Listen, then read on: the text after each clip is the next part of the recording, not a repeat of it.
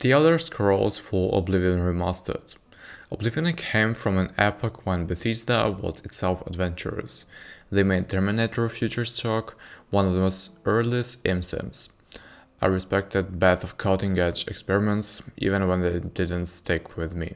Say, I found Arena and Daggerfall impressive without delving deeply into the Potman's words, until a true breakthrough shattered my pride. Morrowind gave the both ambitions a gorgeous and tangible form.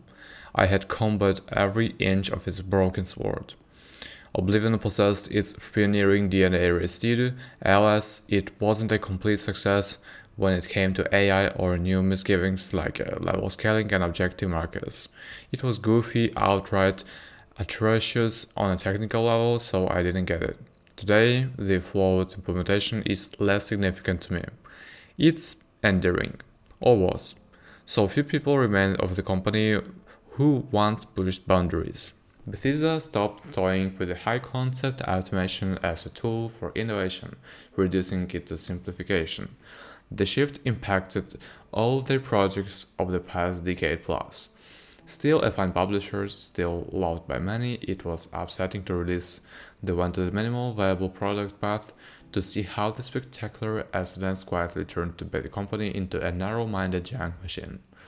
That junk used to be justified by ambition, not neglect. Spaghetti Core. Paradoxically, I can see the signs of the former here, despite it being a reiteration. But adopt, it's a Bethesda remaster giving a stark contrast with their current agenda. At this point, when they do right by us, it's probably done by someone else. Not sure, but call it a hunch. I press tutorials and won't give old Beth a kiss just for letting them cook. I'm also not sure who to thank for all the bugs. What we have is Unreal Engine 5 encasing an enchant called Spaghetti Core. It just works, let's face it. The near seamless worlds of Elden Ring or Witcher 3 looked better and ran faster, but it's only a remaster, and fidelity is secondary to the carefully preserved vibrant atmosphere in which you can comfortably dissolve. At that, Oblivion was never a bleak shadow of anything.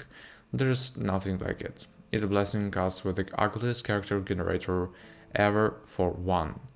Even its bugs are special. Once, the only door I could use to exit through and respawn, leaving a grey void behind. I dove in a fell for rewards. What's with the long skeletons? And don't get me started with tens of rare crashes.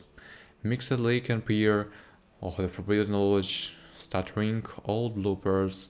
As expected in my experience, there was more adventure than bugs. From one look at the forums, it's evident that many others weren't so lucky. Well, death is extra. I've lost the plot, you gotta stop dead raw demons from coming through the portals. Sorry, I galloped across the province of Cyrodiil baked.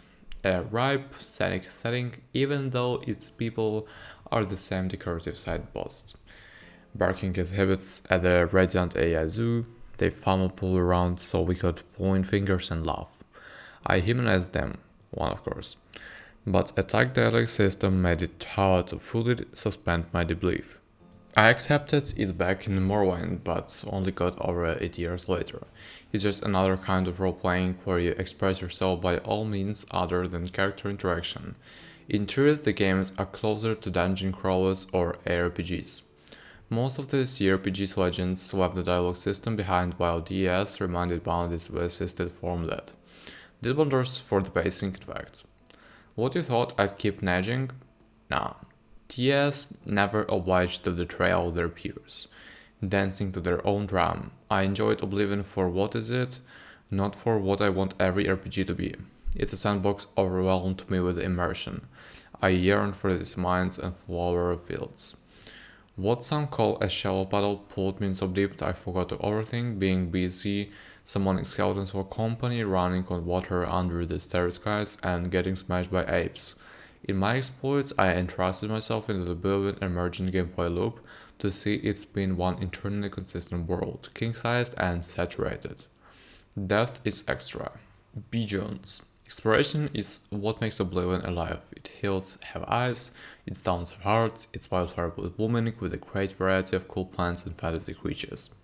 You'll see the mountain, you can climb it to die and do something new there.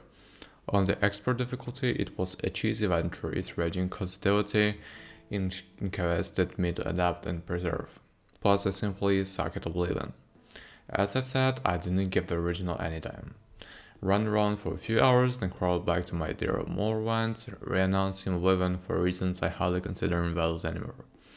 All antiquated pigeons like horse ammo, instant travel, no altis, and my PC sucked, which I took personally.